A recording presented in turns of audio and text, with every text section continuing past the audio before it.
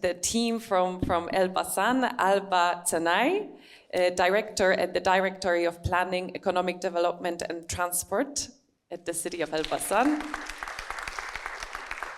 And her colleague Ermelinda Durmishi, also from the city of Elbasan, the mastermind behind the coordination of the Climate City contract process. I'm very happy to welcome you here on stage. Sarajevo, Elbasan and Podgorica, so 3 Western Balkan cities that have pledged to become climate neutral and smart cities by 2030 as they joined the EU Cities Mission, or were selected to join the EU Cities Mission in 2022. It means that it's been 3 years in this very complex, dynamic process, and I'm very happy that we'll be able to reflect on this process together with you today. I would like to ask our colleagues from Sarajevo to kick us off then. Nermina, I wanted to ask you if you could answer the following question. If you were to explain to a fellow city that is just embarking on the climate neutrality journey what a CCC is, what would you say to them? Which elements would you highlight? What do you think is the most important? Well, first of all, I would say that it's definitely not just a document. It is a mechanism for transformation, and on so many levels. It is also a platform for collaboration. CCC actually translates the climate concept into a shared commitment with clearly defined roles. It is important, of course, as a roadmap with clear measures and actions, but I believe really that the journey towards the CCC is as important, if not even more important. And for Sarajevo, this journey was really hugely marked with collaboration, with synergy, with participation. Maybe to paint a picture, just to explain that Sarajevo is a unique case among mission cities because to begin with, we have 3 institutions, City of Sarajevo, City of East Sarajevo, and Canton Sarajevo, that are behind the functional urban area Sarajevo, and additionally 15 municipalities. So in total, we had 18 institutions even before we got into the process. So the collaboration was really already there among our institutions. And then, as such, because we have a very, very complex governance structure in Sarajevo. And then with this complex governance structure, we had a collaboration with companies, with academia, with civil society, and most importantly, with citizens. And we organized a citizen assembly. And as much as I would love to dive deep into all of these elements, I think I would stop here because we will discuss during the panel discussion more about, especially with the citizen assembly, which we are especially proud of. Perfect, excellent. Thank you so much. And as you already mentioned, that it was a collaboration of many different stakeholders, and Dalila is representing the cantons level. I wanted to ask you about your role as a canton and your perspective in the entire CCC process. How were you involved? In what ways? Thank you, Olga. Actually, I'm primarily very grateful to be here, because it's a great opportunity to exchange the experiences we achieved so far. And as my colleague Nermina said, Sarajevo is a very complex story because of overlapping of different governmental layers, and it's been a huge challenge for all of us to reach the point in which we submitted the Climate City contract. I would say that regardless of the fact that Canton Sarajevo is in territorial sense the biggest element in this triangle of City of Sarajevo, City of East Sarajevo, and Canton Sarajevo, because it contains majority of competencies, because it has its own government which regulates the most important areas regarding the goals and the meaning of the mission itself. So environmental competencies are within the government of Canton Sarajevo, urban planning, heating systems, water, utilities, and so on and so forth. So it was very challenging for us to organize formally in order to make things properly happen. And in order to achieve that, we, ever since the very beginning, since the application period, we formally organized working groups, and we worked 3 years in a row The first task of the working group was to assist and to coordinate the municipalities and other stakeholders in preparation of the application for the Net Zero Cities mission. Once we achieved that goal, we continued further on, and we were engaged in preparation of all the relevant documents, communication with relevant ministries through the working groups. The working groups are composed of representatives from different ministries and institutes.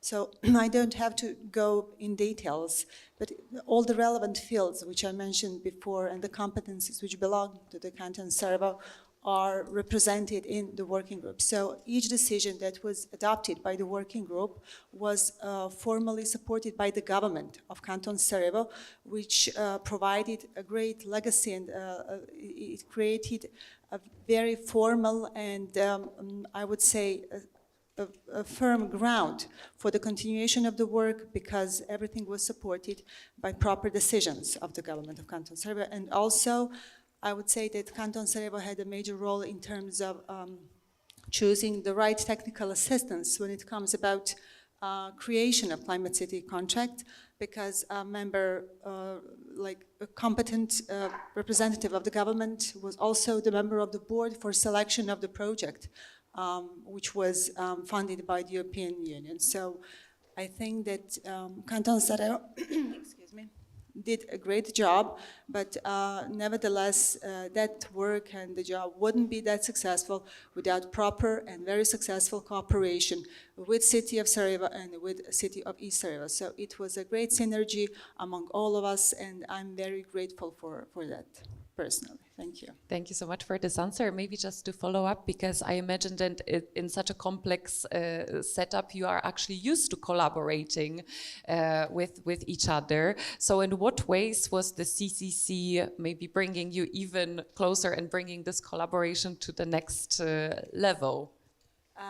Actually, it's a good point, because of course, given this complex setting that we were talking about, both of us, Nermina and I, it also means that we had several obstacles on the way of creating proper Climate City contract. There were certain challenging situations which wouldn't be successfully overcome without proper and very honest collaboration among the members of operational team, which is in charge of all proper work for functional urban area of Sarajevo. So it made us closer, and we are personally, not only professionally, but personally very proud of that. And as Professor Julio was mentioning, it's not only about the output, it's also about the work on the way, about collaboration, about proper communication, about bringing people closer and going together towards joint goal, that is climate neutrality. And hopefully with that energy, with that positive attitude, we will make it happen. Thank you. Absolutely. Thank you so much. We'll move now to Podgorica. And of course, Climate City contract process has a function of bringing different stakeholders together, but I think it has a lot of other functions. For instance, clarifying priorities or accelerating existing initiatives at the city level. I wanted to ask you, Milica, how did that work in your context through the CCC process in Podgorica? Thank you, Olga. First of all, it is an honor for me to be part of this event. Yesterday, I listened to all the sessions, and very inspiring, very interesting. I heard messages and the advices from Romanian colleagues, and thank you very much. Now, when it comes to the answer to your question, I would say that the capital city of Podgorica, for those who do not know, is the most important urban, administrative and economic center of Montenegro. It stands at the forefront of responding to challenges of climate change and transitioning towards sustainable, low-carbon development in the face of increasing climate risks and the obligations undertaken through national strategic documents. Podgorica has drafted an ambitious action plan that integrates decarbonization and climate resilience for the benefit of its citizens. The scope of the greenhouse gas emissions baseline inventory is a calculation of CO2 emissions for two energy subsectors that are recognized as the key final consumers of energy in the capital city. The calculation of CO2 emissions include the sectors of transport and construction, but public lighting was excluded because Podgorica is 99.7% covered by LED street lights. Now I was listening to Professor and he said that other cities, 41 or 42, have commitments up to 74% to reduce the emissions. We are not that close, but we are realistic in our calculations. The process of developing and participating in the EU mission 100 carbon neutral and smart cities by 2030 has strengthened our internal cooperation within the city as well as with national institutions on issues related to climate change and climate neutrality. This concept has also created a framework for designing and implementing new joint activities whose implementation will help bring us together bring us closer to climate neutrality. In addition, greater emphasis is being placed on this issue through the development of relevant strategic documents and participation in international projects. At the beginning, we did expect a greater support by the European Commission, but given the demanding nature of the document itself, but now they are doing their best and they are providing support when it comes to financial part, which is particularly challenging to do. Understandably. So thank you so much, Milica, for your response. As we are uncovering different functions of the Climate City contract process, I would like to now move to our colleagues from Elbasan and ask you about innovative projects and interventions, because we know that they are very central to the whole CCC process and they are encouraging cities to experiment with new solutions, innovative approaches. I wanted to ask you, Alba, which breakthrough projects in Elbasan's CCC do you consider most valuable or especially impactful, in your opinion? Thank you. Thank you. I want to just be direct on how is the situation of Elbasan. When we started discussing 3 years ago and we are submitted part of this, let's say, new challenge and network with the CCC contract, Elbasan is very well known as an industrial hub. Like it's the main industrial territory for the entire country, Albania.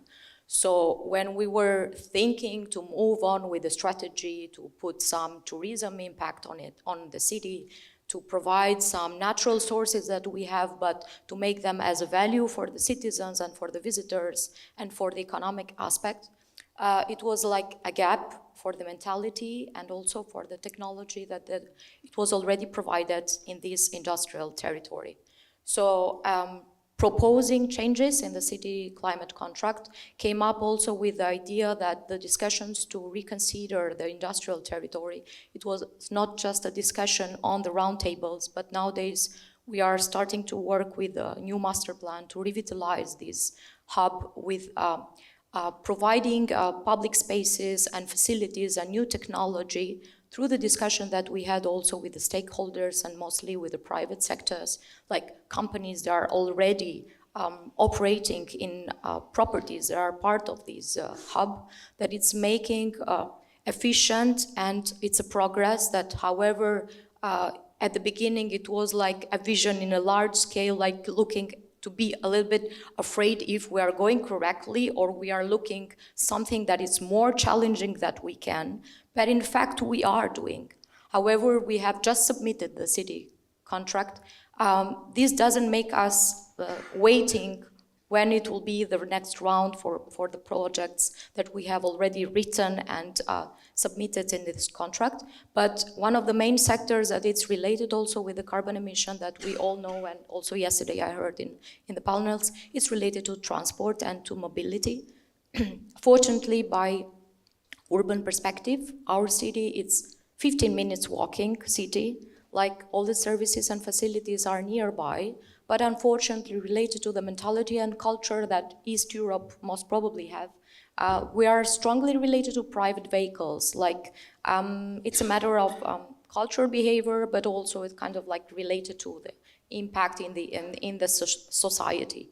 So what we have included is like thinking in a smart way for the mobility and how to provide facilities that it's not just a matter of vehicles, like providing tools, but providing the whole system. And now we are also in discussions to look wildly, like to see how we can cooperate also with other cities that are nearby. So not just considering the city as an island, but considering the city as a network. So these are what I can come up with ideas. Thanks. Yeah, thank you so much. Thank you for highlighting the importance of also of transportation mobility related projects and interventions in our cities. Ermelinda, I know that you said that you were responsible for coordinating efforts around the climate city contract process in the city of Elbasan. And I know that Elbasan has made a significant progress since the beginning, since the start. And basically you were putting all the pieces and elements together in-house. I wanted to ask you which part of the CCC process brought the greatest value to your city, in your opinion? Oh, well, thank you.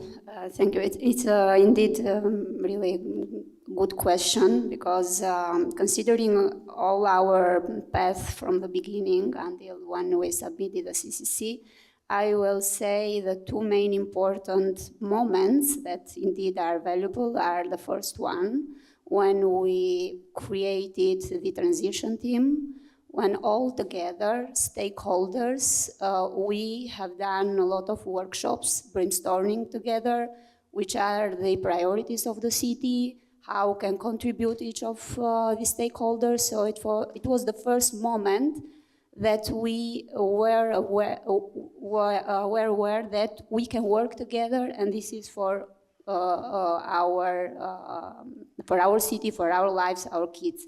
And this was the first moment, the most important one, and from there we had the plan where we should have the projects, what Elbasan needs for all the stakeholders. And I can say that it was the transition team, it was in two levels, in the local level with all the stakeholders, and the national level. They have been from the beginning with us, line ministries from the Ministry of Environment, Ministry of Education, Ministry of Energy and Transport, so they were all in. And of course, the last moment for us is very important, because we submitted, and we are very happy, but submitting, or let's say, submitting the CCC, we have the ownership of the CCC. We really know what have brought on there, and we really know what we should do all together.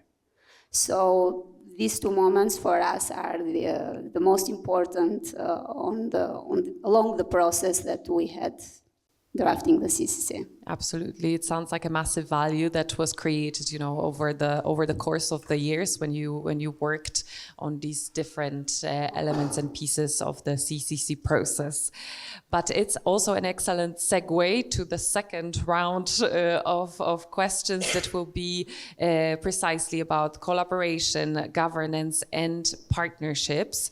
And we already mentioned the importance of citizen engagement, and you, Nermina, also already indicated or mentioned the Climate Citizen Assembly organized in Sarajevo.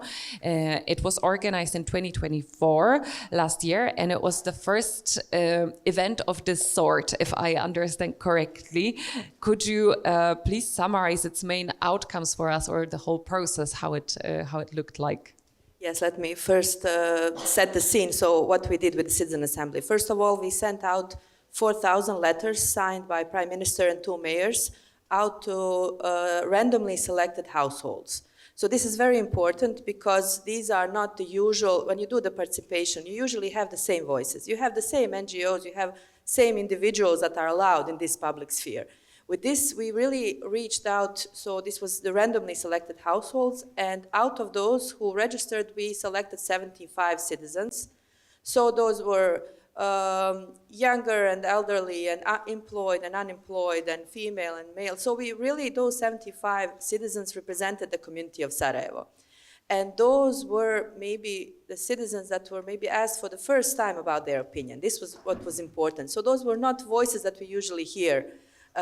This is really my quiet neighbor or my aunt, or so. It was really amazing. And of course, what Professor Julio was also mentioning, this trust. You could see at the beginning the skepticism, and that when they were at the first meeting, when they had the mayors and the prime minister, they were skeptical. And of course, the topic was something that was for them maybe even abstract. And they were even wondering what they're doing there. But once we explained that their recommendations will be integrated into city climate contract and submitted to the European Commission and later on implemented, we were on the way to regain this trust. And then when we had, at the beginning of the process, we had, of course, these 75 were gathering for 3 weekends. So Friday from 5 to 9 and Saturday and Sunday from 9 to 5. So they were there 3 weekends all day long. And once we had this at the beginning, the knowledge transfer, we had the experts coming there and talking about this topic, but in a sense that they brought down this, that was abstract to them, but down to their everyday life. So once we started talking about the bills for heating, about the ways they commute to work or to school, once we started talking about climate neutrality in terms of everyday life, we witnessed that something woke up in them, and we saw such a dedication and such a commitment. I actually did experiment a couple of times. I would scan the room, and nobody was on the mobile phone. Like, if I scan the room now, and it's in every event or conference, half people are like, nobody was, checking their mobile phones. They were so dedicated because exactly they had something to say.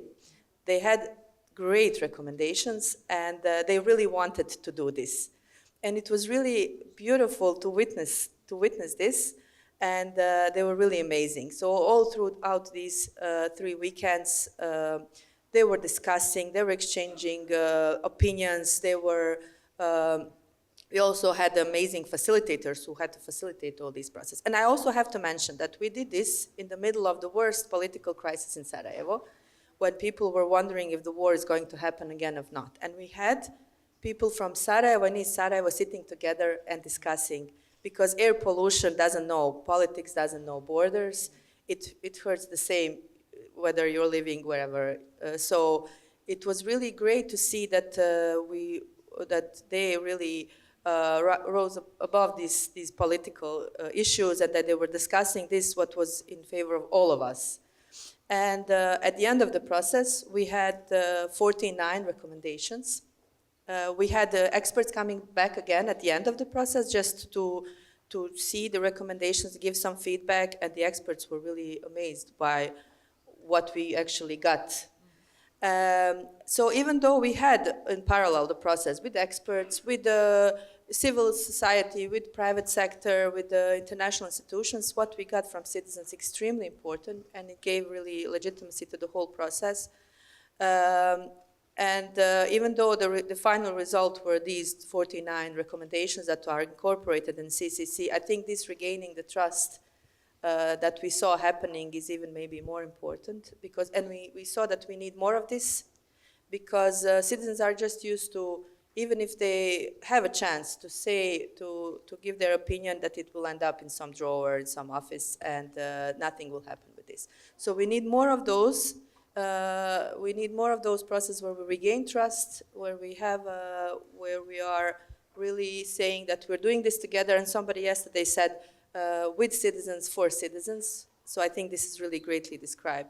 So this citizen assembly process was really amazing. We got something also tangible, but also so many things along the way in the whole process. Thank you so much. I mean, I think your whole comment was so rich. We could really dive deeper into different elements of it. What I take, my key takeaways, I think, are finding a common language, really, because we are often using quite a technical, very expert, language when we talk about these issues. And it just you really need to adjust how you talk about these topics, based on your target audience, and then also building trust in the sense that whatever was collected through this process will truly be used, incorporated in the climate city contract process and used by the city. It's really fantastic, and I look forward to learning more about this particular example. But I also wanted to talk about multi-level governance, because this term already appeared throughout the conference a few times. Being from the canton level, Dalila, I was wondering, how do you see the canton's role in both, on one hand, supporting cities in their climate transition, but also in mobilizing the national level support for climate neutral cities, so working sort of as a bridge between the two? Thank you for the question. It's again a very important and crucial moment to be here today at this place, because in the meantime we got so many ideas. At the beginning of the story, at the beginning of the process, we were a bit skeptical about the final outcome. We were even skeptical if we are going to make the climate city contract happen, and are we going to submit it in due time.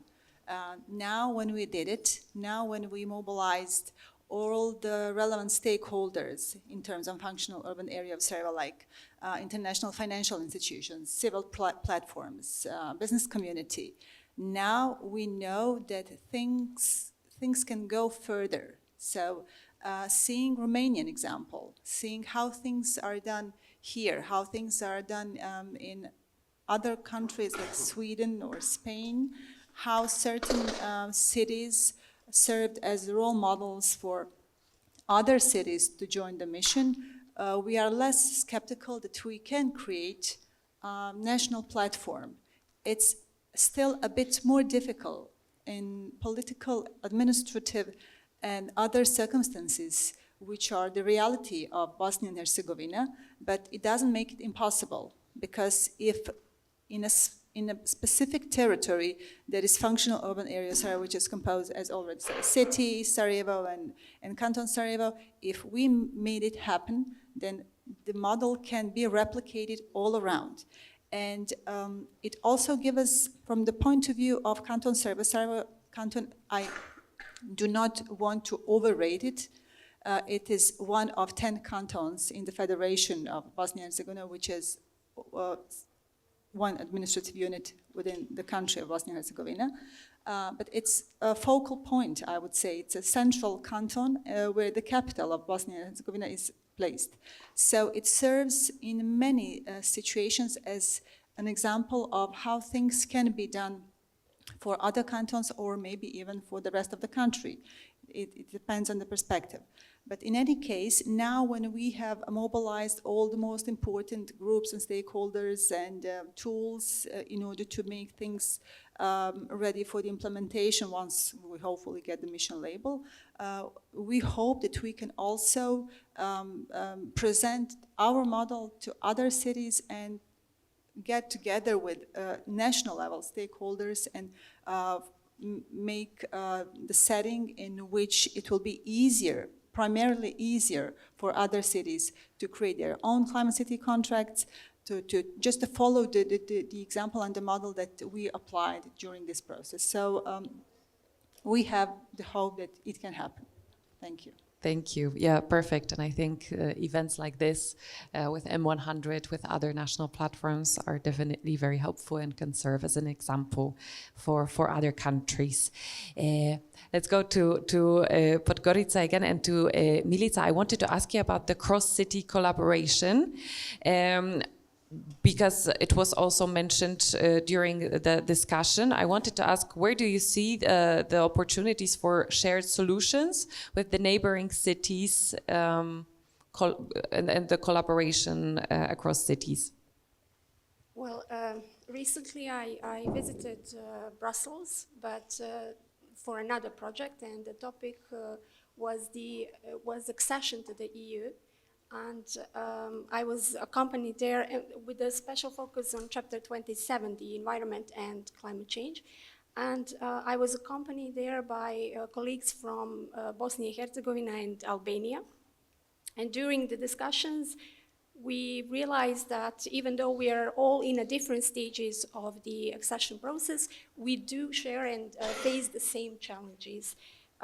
Insufficient financial resources for climate projects, the technical support needed to establish the database, waste management policies, enhancement of climate resilience, implementation of concrete urban measures, the investment in public transportation. Also, I should probably mention that the capital city Podgorica is partner in several international projects in the area of climate change and sustainable development, and is a member of significant international initiatives in these areas, focused dominantly on strengthening the role of cities. The CCC process is helping us bridge these differences by enabling cities to exchange knowledge, best practices, and joint solutions. It is also fostering regional collaboration. Further cooperation with the EU and other partners will be essential for overcoming these challenges and achieving sustainable development. We must move toward sustainable building materials, circular economy, and decarbonization.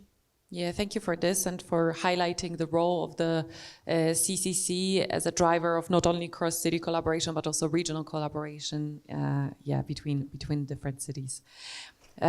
We are slowly trying to wrap up. I know I see the red light in my eyes. I think it's very distracting, but I promise that we will try and wrap it up. But I also wanted to pass over the voice now to colleagues from Elbasan and ask you about internal and external collaboration, because we talked a lot about the transition teams and creating internal collaboration within the city structures, but of course, through the CCC, we are also creating a lot of external partnerships, be it with the public institutions or the private sector. How was it in your case, and how all these collaborations and partnerships were mobilized?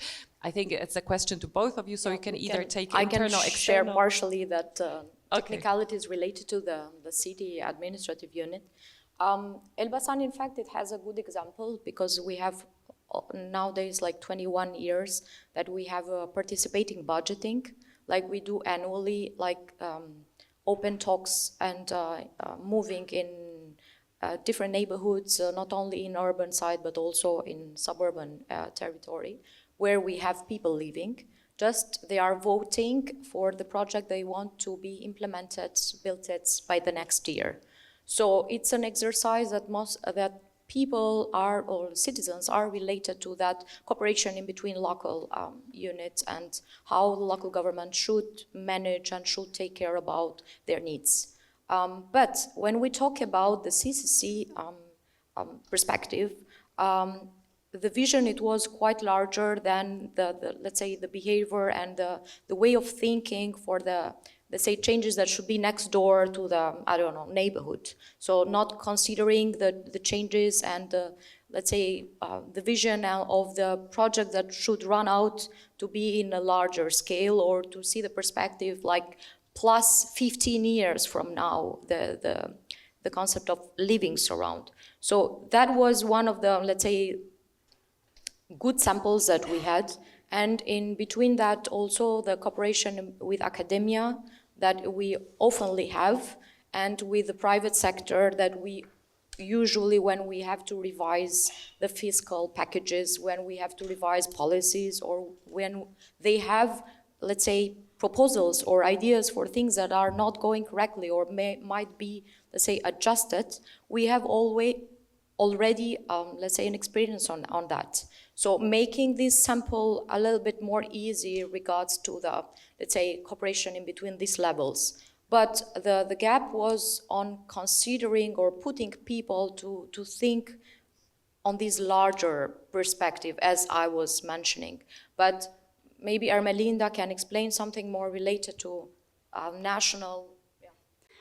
Well, this is on the city level, but I would say that it's very important to understand how levels do we have on platforms, on organizations, on collaboration that we can create.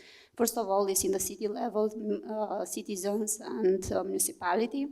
But I would say that the national platform, as in Romania case, which for me it's really a wonderful case that we would like to replicate with the other municipalities in the country.